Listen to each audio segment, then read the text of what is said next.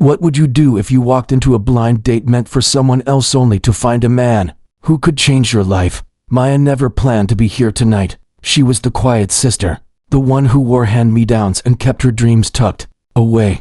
But when her glamorous sister pushed her into taking her place on a dinner date, Maya found herself standing before a stranger with eyes that carried both power and loneliness. She told herself it was just for one evening, but sometimes a single evening is all destiny needs to begin. Maya stood at the entrance of the restaurant, her fingers nervously twisting the strap of her worn purse.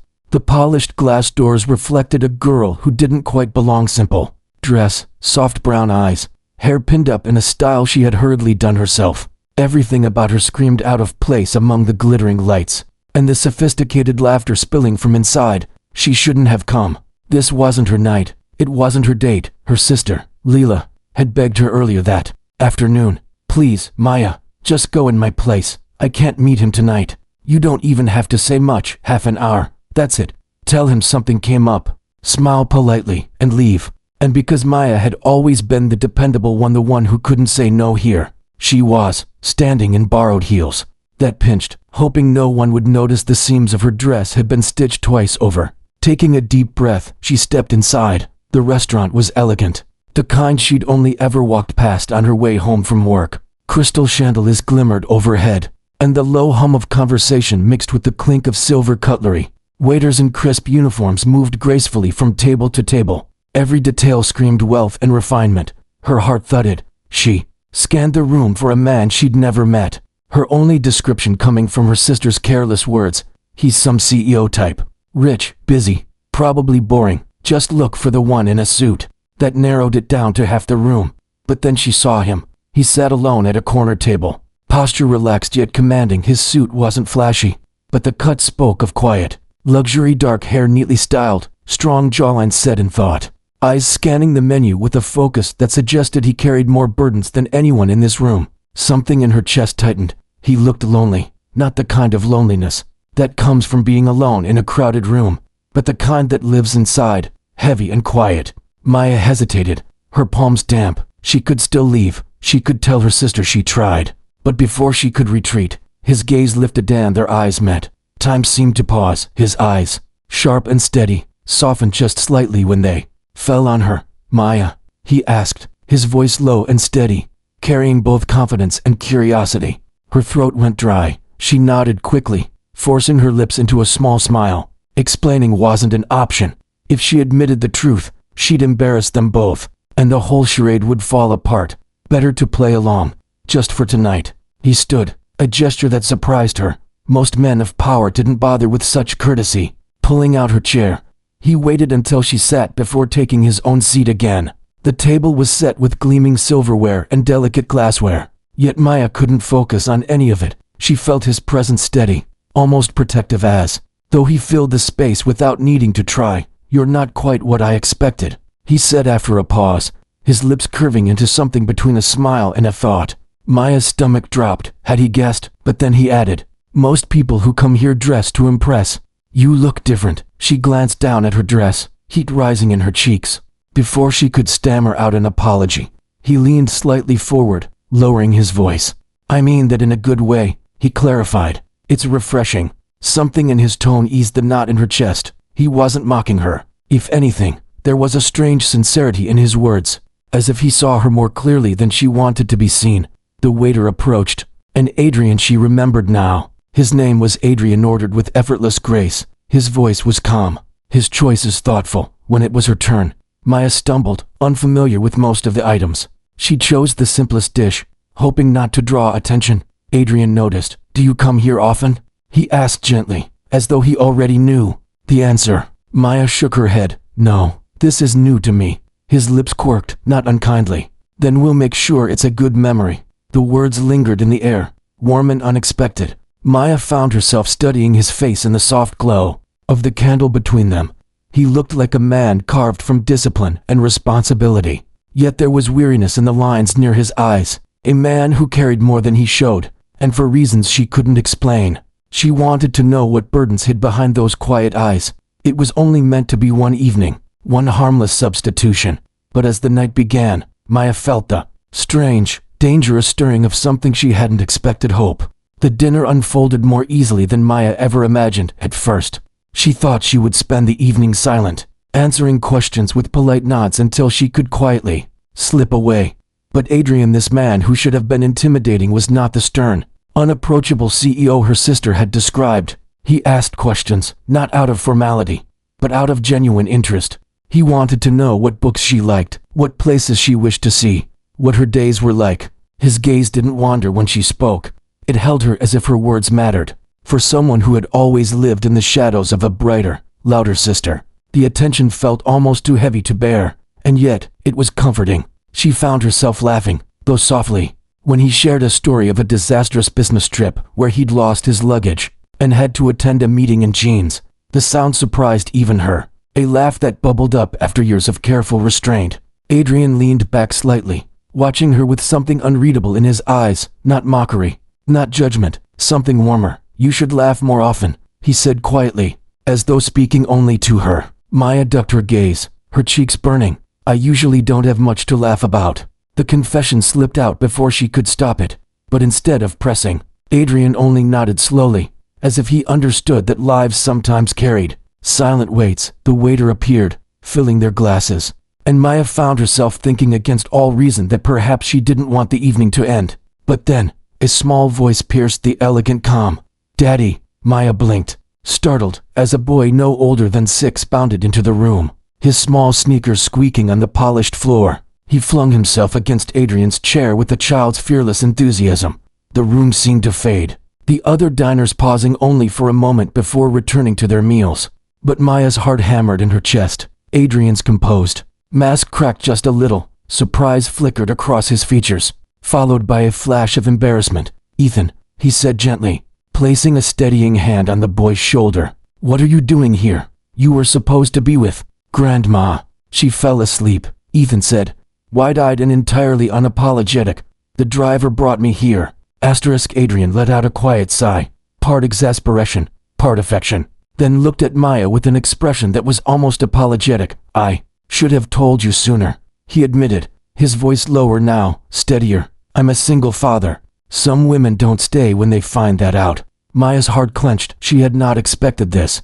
Not tonight, but as her eyes fell to the boy clinging to his father's arm, she didn't feel the urge to flee. Ethan's face was open, innocent, curious. His presence didn't diminish Adrian. If anything, it explained the shadows in his eyes, the way he carried himself like a man who couldn't afford to stumble. Kneeling so she was level with the boy, Maya offered a gentle smile. "Hi, Ethan," she said softly. "I like your shoes. They're fast shoes, aren't they?" The boy blinked, clearly caught off guard by her attention, then grinned with childlike pride. "They're superhero shoes. They make me run really, really fast." Adrian watched the exchange, his brows lifting just slightly, as though he hadn't expected her to bend so easily into his world. For a moment, he said nothing, his gaze lingering on her face with an intensity that made her chest ache. Ethan scrambled into the empty chair beside his father, swinging his legs happily. "Are you Daddy's friend?" he asked Maya. The simple question brought a lump to her throat.